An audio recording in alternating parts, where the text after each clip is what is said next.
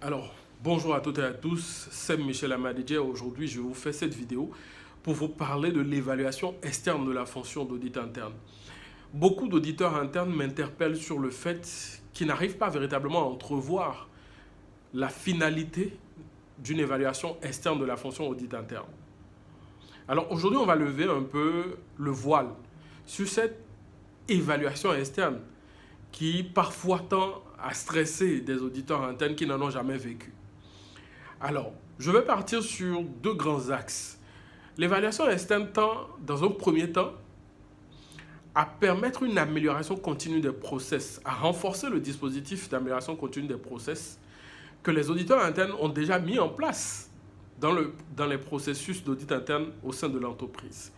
Parce que comme vous le savez, lorsque nous opérons des missions d'audit interne, à la fin des missions d'audit interne, nous évaluons les missions d'audit interne pour pouvoir améliorer notre intervention sur les prochaines missions d'audit interne. Et donc, évaluer par un consultant externe nous permet de renforcer ce dispositif d'amélioration continue de nos processus au niveau de l'audit interne. Cela permet aussi de garantir que véritablement l'audit interne est en train de faire ce pourquoi il a été mis en place au sein de l'entreprise.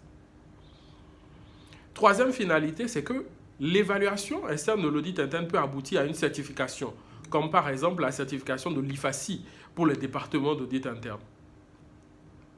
Et donc, on peut arriver au point où on cherche véritablement à ce que le département d'audit interne se rapproche véritablement des normes, de la pratique qui est conforme aux normes de l'IA.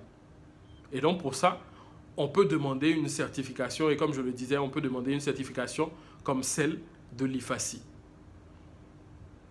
Et donc, pour résumer ce que nous avons dit dans cette vidéo, première chose, renforcer le dispositif d'amélioration continue. Seconde chose, améliorer les interventions, améliorer la conformité du département d'audit interne aux normes. Et troisième chose, la certification du département d'audit interne vis-à-vis des normes de l'IA. C'était tout pour aujourd'hui. Si vous avez envie d'en savoir plus, continuez à nous suivre sur notre page ou notre chaîne YouTube.